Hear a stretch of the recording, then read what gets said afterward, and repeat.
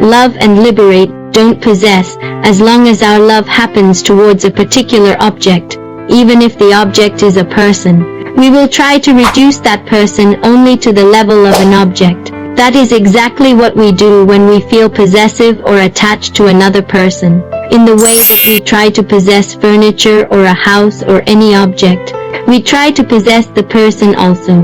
We want the person to be just how we want him or her to be, which means we are actually reducing the person to sheer matter. So understand, whenever our love or our attention is towards something in particular, we will be only materialistic. We will be creating suffering for ourselves and for others. We will only suffocate the object or person. Instead, if we turn our attention towards the experience of love itself, we will be liberating the object, and we too will be liberated from the object. That is the beauty of love that happens just as love and not for the sake of any object.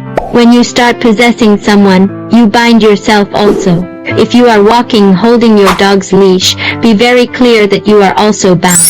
Don't think only the dog is bound. You are also bound. Don't think that only the dog cannot run away. You too cannot run away. You may be thinking that you are holding the rope, and the dog may be thinking that he is holding the rope. Who knows? We always place our attention in the wrong space and miss the truth. When we place our attention on an object, we miss the inner experience of love that happens. We misunderstand that the excitement and the joy of love happens because of the object. We don't understand that the excitement or the joy of love happens not because of the object but because of us. It is an energy that happens in us. If it was because of the object, then whenever the object came in contact with us, we would have the same excitement, am I right? But it does not happen that way. Even if the object continues to be there, the temperature of the excitement comes down after some time, which means that the excitement or the energy is not related to the object. It is related to the subject, which is us. It is related to the experience itself, not to the object. A small story. An art collector traveled to a village. He saw a cat drinking milk from an old antique saucer outside a small tea shop. The art collector recognized the value of the saucer and wished to buy it. He approached the shop owner and asked him, "Sir, can I buy this cat for $2? The shop owner refused, saying he didn't want to sell the cat. The art collector said, "I want a cat because my house is haunted by mice. Please sell the cat to me. I am ready to pay $10. The shop owner said, "Fine." So, now the art collector said, "I will take the cat, but can you give me the saucer also? Then I don't have to buy a new saucer. The cat will be happy since she is already trained for this saucer. Why don't you give me the saucer too?" The shop owner said, "No, that's my lucky saucer. Only because of that I have sold 68 cats in the last 1 week." The art collector wanted to get the saucer but got only the cat. We too miss what has to be really experienced in life because we go after the object and not the subject. The next time you are with someone, when you are with your friend with whom you are completely open, remember to practice this technique. Just sit next to him or her.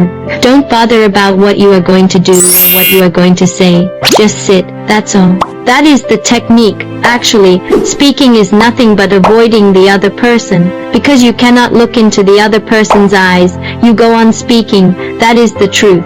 The other person listens so that he can start speaking whenever you take a break. If a person is listening to you, it means that he is either thinking of something else or he is preparing for his turn. He sits there so that he can start once you finish. Now if you try this technique, it can take you to a different space altogether. When you are with the master or your friend or your beloved, whoever you feel deeply connected with, whoever you are very open with, you can try this technique. It will straight away lead you to enlightenment. Be very clear, I am not teaching this technique for you to have better relationships or for you to develop your personality. No, I am giving it to you to straight away experience the pure love that can lead you to enlightenment. The big problem is that you never sit in a relaxed way. Either you are driven by greed, meaning you are in a hurry to say or do something, or you don't know what you are doing and so you are caught with fear. You just try to finish your job and escape. Either you are in greed or you are in fear. But for now, just relax, be neither in fear nor in greed. Just sit in the present. Just feel the other person's presence. Accept the other person as he or she is, as that being is, and feel what happens inside you. Try this for a few days. Suddenly you will see that you will experience a different space, one you have never before experienced in your life. This is a technique from the Shiva Sutras, a collection of techniques for enlightenment delivered by Shiva. This technique will take you through a quantum jump from the form to the formless, from possessive love to causeless love. You may be attached to your beloved or God or master or friend or whomever. To move from that attachment, to move from the form to the formless, this is the technique. You can take a quantum jump into love with this.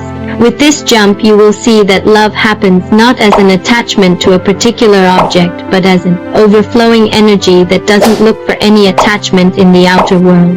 It is just your own overflowing that you share, that's all. It happens irrespective of whether the object is there or not. When love happens as causeless overflowing, you simply liberate yourself and the other person from your own attachment and possessiveness. Because possessiveness as you know it, binds not only the other person but you as well. It tortures the other person as well as you. Real love simply liberates both of you. It gives freedom to you and the other person. When I travel around the world, people ask me, "Did you sleep well last night? It is a new place for you." I tell them, only when you have attachment to a particular house does another house become a new place for you and you. Struggle. When you don't have attachment to any house, you feel at home wherever you go. I never feel any place is mine or not mine. I feel totally at home anywhere. The comfort is always within us, never outside us. When there is no comfort within us, we look for comfort outside us. Feeling comfortable within us is the result of the causeless love energy. When we don't feel attached to one home, we feel at home in the entire world. We are totally relaxed anywhere in the world. People ask me, "Swamiji, how are you able to travel so often and not feel unsettled?" This question comes mostly from people who travel for business. They say, if we go to 1 or 2 places and come back, it takes 1 week to recover, settle down and get back into our routine and feel comfortable, to feel like ourselves again.